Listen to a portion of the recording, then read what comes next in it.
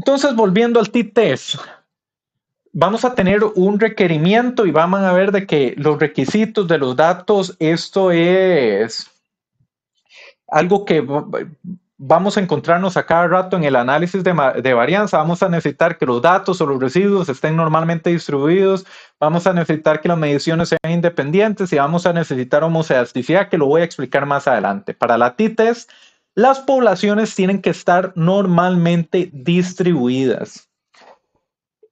La student t-test necesita que tenga la misma varianza, pero la Welch t-test, que es la que utiliza R como tal, no requiere eso. Entonces es más poderosa en ese aspecto. Algo que tenemos que tener presente es que cuando se le dice que ambas poblaciones deben estar normalmente distribuidas, no cometan este error.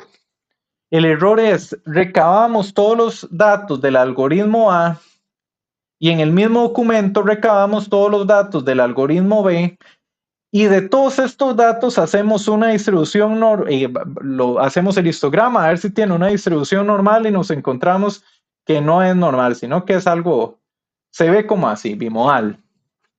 Y dice, no cumple el supuesto de normalidad y ya no lo puedo analizar. Qué mal. Ahora es a utilizar pruebas no paramétricas, que también las vamos a ver más adelante en el curso. No, eso no se hace así. Ustedes tienen que llegar y tomar los datos de A por aparte, hacer el histograma y ver si es normal, y los datos de B por aparte, hacer el histograma y ver si es normal. Eso se los digo porque es un error súper común y es algo que nada más hay que tener ese cuidadillo. Entonces, para que lo tengan ahí presente. Entonces, tenemos lo que es la formulita de t-test. Esa es, tenemos la diferencia entre los promedios arriba. Esto se llama la desviación estándar combinada. Esta expresión es matemáticamente igual a lo que es una ANOVA monofactorial con dos niveles. Lo que nos va a dar la prueba T de student es la posibilidad de ver T en una distribución T, que vamos a ver más adelante qué es. Pero analicemos esta expresión con detalle. Vean la parte de arriba. Tenemos la diferencia de promedios que se calcula en el numerador. Si esta diferencia de promedios, esta es la diferencia, esto es el promedio de la población A y este es el promedio de la población B. Eso es lo que significa. Si la diferencia del promedio es grande, más grande es el numerador. Eso tiene todo el sentido del mundo.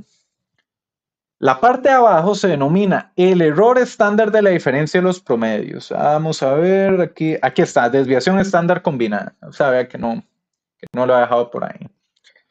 ¿Cómo se hace esto más pequeño?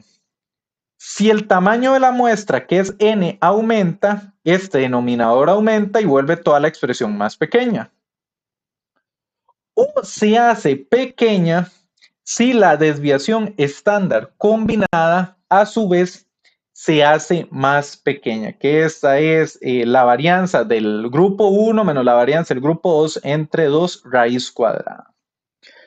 Entonces, en resumen, el valor T se hace grande si la diferencia entre los promedios es grande, se hace grande si esto es grande. Si las varianzas disminuyen, se hace grande. ¿Por qué si las varianzas disminuyen se hace grande? Porque este numerito se vuelve más pequeño. Y vamos a ver, Gabriel, denominador más pequeño significa el resultado total más grande. Gabriel Barbosa. En teoría, sí. Sí, denominador más pequeño, resultado total más grande. Entonces, si las varianzas disminuyen, el resultado total va a ser más grande. O si el tamaño de la muestra incrementa, el resultado total es más grande. Nuevamente, porque aquí está dividiendo este término. Y lo que calcula la prueba T es la probabilidad de observar T, la hipótesis nula, utilizando una distribución T. Que esto es una distribución T. Entonces, ¿para qué se utiliza la distribución T? Es lo siguiente.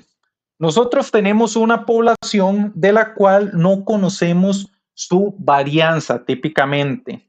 y nosotros de la población sacamos una muestra y con la muestra queremos estimar el promedio de la población.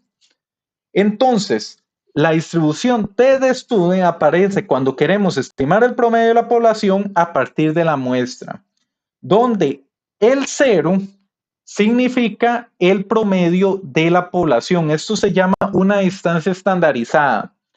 ¿Por qué? Porque cuando nosotros sacamos el cálculo de nuestra muestra, que nos puede dar por acá o por acá, va a tener una distancia con respecto a la media de la población. Sí. No, perdón, pero no sabía que no estaba motivado. Ok. Vamos a tener una distancia con respecto al promedio de la población. El obtener esta distancia, que se llama la distancia estandarizada, nos permite estimar intervalos de confianza. También este mismo análisis de tener una población y una distancia de la muestra con respecto al promedio de esa población nos permite identificar diferencias entre grupos. Entonces, acá lo tenemos para intervalo de confianza, diferencia entre poblaciones, y dice la distribución T, la distribución de la ubicación del promedio de la muestra relativa al promedio verdadero dividido entre la desviación estándar de la muestra multiplicado por la raíz de n. Lo vamos a llamar distancia estandarizada, pero no se me asusten porque esto nada más es para que veamos el conceptito. Vamos a ver de que R ya esto no lo incorpora y nos permite hacer el análisis. Entonces no se me asusten por esa definición. Cuando nosotros hacemos la prueba T, ¿qué hacemos? Verificamos con el valor T que nos da si es un valor más extremo al esperado en la distribución T. La distribución T se parece a una distribución normal. De hecho, cuando tenemos muchas muestras, que es una cantidad de grados de libertad alta, es la que tenemos acá en verde y es una distribución normal como tal. La distribución T se parece a la normal, pero tiene ciertas diferencias.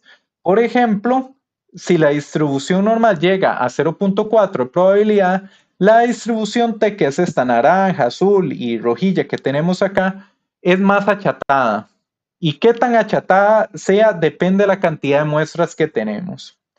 Otra diferencia que tiene con respecto a la distribución normal es que la distribución normal en sus extremos es más tajante en llegar al valor bajo, mientras que la distribución T es más holgada en estos espacios. Hablando de esto en español, para que me sigan, calculamos un T y la distancia de este T está por acá, más allá de lo que nosotros podríamos ver en una distribución normal como dos desviaciones estándar, que era el 95% de los datos, nos dice que los grupos son distintos. Eso es todo.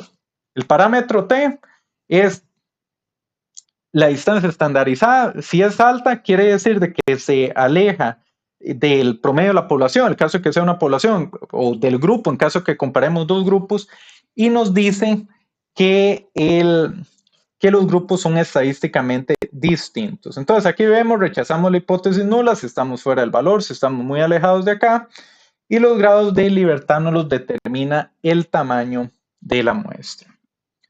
Entonces, como definición, la distribución T-Student es una distribución de probabilidad que surge el problema de estimar la media de una población normalmente distribuida cuando el tamaño de la muestra es pequeño y la desviación estándar poblacional es desconocida. La desviación de la población se estima a partir de la muestra. Pero ahí lo tenemos. Ahora vamos a ver cómo a partir de la prueba T podemos llegar a concluir con respecto a nuestros grupos.